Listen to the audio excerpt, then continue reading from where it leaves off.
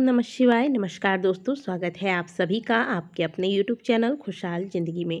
दोस्तों, आज के वीडियो में आपको पीपल पूजा की सही विधि सही समय के साथ बताने वाली हूँ।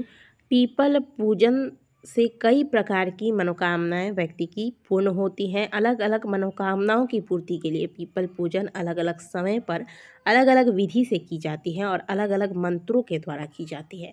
कौन से मनोकामना के लिए कौन सी विधि से आपको पूजन करना है, ये पूरी जानकारी इस वीडियो में देने की मैंने आपको कोशिश की है। वीडियो को अंत तक जरूर देखिएगा, छोटा सा वीडियो है, अंत तक देखिएगा और पूरी जानकारी लेकर जाइएगा। वीडियो आरंभ करने से पहले आप सभी से रिक्वेस्ट है कि वीडियो को लाइक जरूर कर दें। दोस्तों, जीवन में अगर आप बहुत ज़्यादा कठिनाई से गुजर रहे हैं और बहुत कुछ करके देख लिया, आपके जीवन में कुछ भी अच्छा नहीं हो रहा है, तो आप एक चीज़ जान लीजिए कि चाहे जीवन में कितना भी घोर ग्रह दोष लगा हो, चाहे कोई भी ग्रह आपके विपरीत चल रहा हो, इस दोष से निवारण के लिए आपको पीपल पूजन से अच्छा उपाय और कुछ प्राप्त हो ही नहीं सकता है। यदि आप किसी ज्योतिष आचार्य के पास भी जाएंगे तो वह आपको एक तो सूर्य देव को अर्घ देने का नियम बताएंगे और दूसरा पीपल पूजन का नियम बताएंगे। तो सभी प्रकार के ग्रह दोष को दूर करने का एकमात्र साधन है पीपल पूजन। बस इसमें आपको सही समय का सही दिन का ध्यान रखना है और नियम पूर्वक अगर आप इस पूजन को करते हैं तो निश्चित तौर पर जीवन में सकारात्मक बदलाव आपको देखने को मिलता है। सबसे पहले आपको बता दें कि पीपल पूजन के लिए सबसे सही दिन होता है शनिवार का दिन। अगर आप प्रतिदिन, कुछ लोग प्रतिदिन रविवार छोड़कर पीपल पूजन करने की बात करते हैं, लेकिन आपको यदि आप नियम पूर्वक प्रत्येक शनिवार, पूर्णिमा और अमावस्या पर पीपल पूजन कर रहे हैं तो आपको कोई आवश्यकता नहीं है प्रतिदिन पीपल पूजन करने की।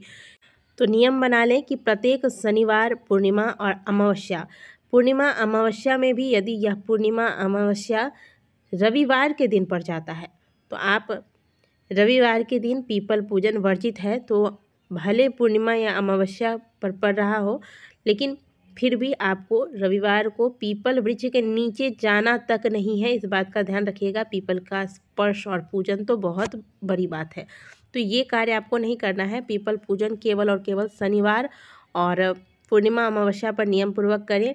पूजन करने का जो सही समय होगा वो होगा जैसे ही सूर्य उदय होने वाला हो, उस समय से लेकर आप सूर्योदय के बाद लगभग 8 बजे से पहले पीपल पूजन कर लें। सबसे अच्छा तो यही होगा कि जैसे ही सूर्योदय होने वाला हो, यानी कि जब आप पूजन करने निकलें और पूजन करके आएँ, उतना समय के बीच में सूर्योदय हो जाए।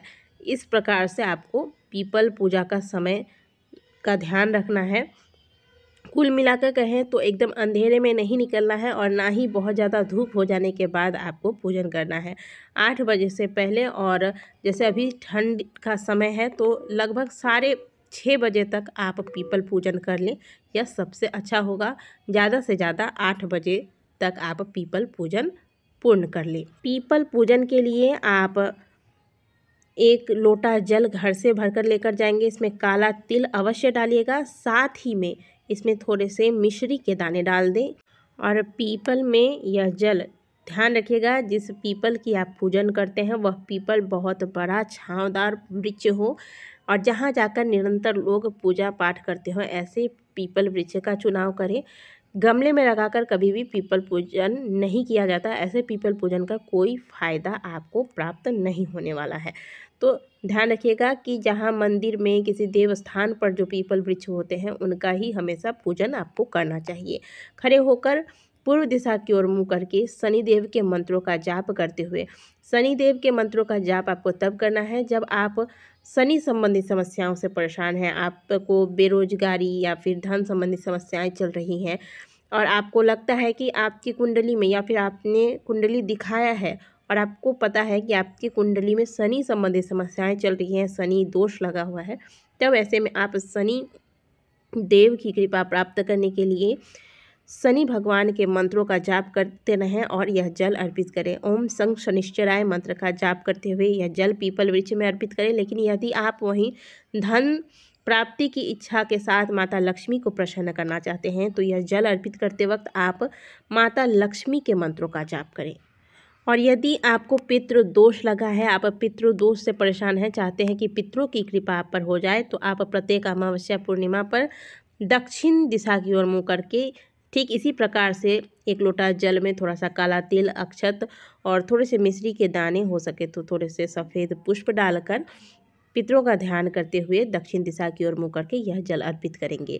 तो आपको घर से जल का लोटा लेकर जाना है और प्रत्येक शनिवार, पूर्णिमा, अमावस्या को जब आप पीपल पूजन करते हैं तो इसी प्रकार से अलग अलग कामनाओं के लिए अलग अलग देवी देवताओं का ध्यान करते हुए यह जल अर्पित करना है। इसके बाद यदि वहीं पे पीपल के नीचे कोई पीपल का पत्ता गिरा हुआ आपको मिलता है तो वो उठा लीजिए, उसे धो लीजिए।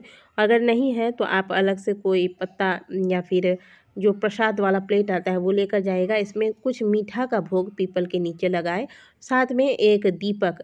पीपल वृक्ष में आप शाम के वक्त तो दीपक लगाते ही हैं, लेकिन प्रातःकाल जब आप पूजन करते हैं उस समय भी आप दीपक लगाएंगे। एक दीपक लगा दें और साथ में थोड़े से सुगंधित धूप इत्यादि दिखाएं। यदि आप माता लक्ष्मी के निमित्त पूजन कर रहे हैं तो पीपल में आपको सिंदूर लगाना है और वही सिंदूर अपने मांग पर लगा लेना है। और यदि आप शनि देव के निमित्त पूजन कर रहे हैं तो पीपल में आपको थोड़े से सरसों के तेल को अवश्य चढ़ाना है। जैसे आपने जल चढ़ाया उसी प्रकार से 1-2 चम्मच कम से कम सरसों के तेल अवश्य अर्पित। इस दौरान आप जो भी पूजन कर रहे हैं, लगातार आपको जो मंत्र आपने जल चढ़ाते वक्त अर्पित किया था शनिदेव के लिए, अगर कर रहे हैं पूजा तो शनि के मंत्रों का जाप करेंगे, नहीं तो माता लक्ष्मी के लिए कर रहे हैं तो माता लक्ष्मी वाले मंत्र का जाप पूरे पूजा के दौरान आपको करते रहना है। दीपक इत्यादि लगाने के बाद अब बारी आती है परिक्रमा की। तो पीपल वृक्ष की परिक्रमा के बिना आपकी पूजा कभी पूर्ण हो ही नहीं सकती। तो घड़ी की सुई जिस दिशा में घूमती है बिल्कुल उसी दिशा में, सीधी दिशा में आपको परिक्रमा लगानी है। कितनी बार? 7 बार परिक्रमा लगानी है। लेकिन कई बार ऐसा होता है कि पीपल वृक्ष ऐसे स्थान पर होता है कि वहाँ परिक्रमा लगाना थोड़ा मुश्किल हो जाता है। तो अगर परिक्रमा लगाना नहीं हो पा रहा है आपके कोशिश करने के बाद भी, तो कम से कम जहां आपने खड़े होकर पूजन किया था उसी स्थान पर खड़े होकर 7 बार आप घूम ले। इस प्रकार से आपको परिक्रमा कर लेना है।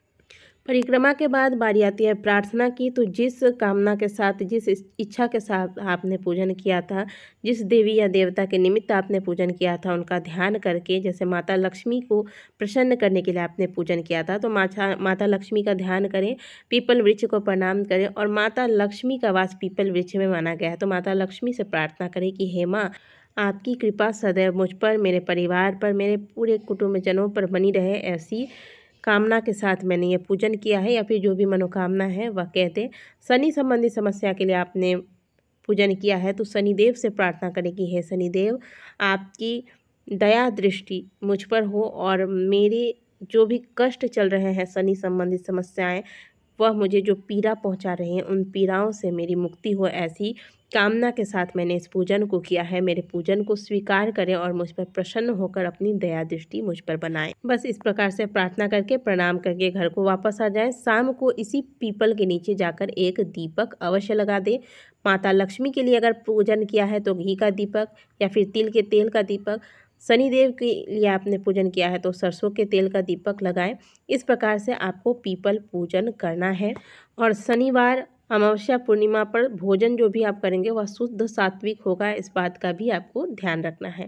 तो दोस्तों, वीडियो अगर अच्छी लगी है तो वीडियो को लाइक कीजिएगा और कमेंट बॉक्स में हर हर महादेव अवश्य लिखिएगा। मिलते हैं आपसे अगली वीडियो में, तब तक के लिए ओम नमः शिवाय, हर हर महादेव।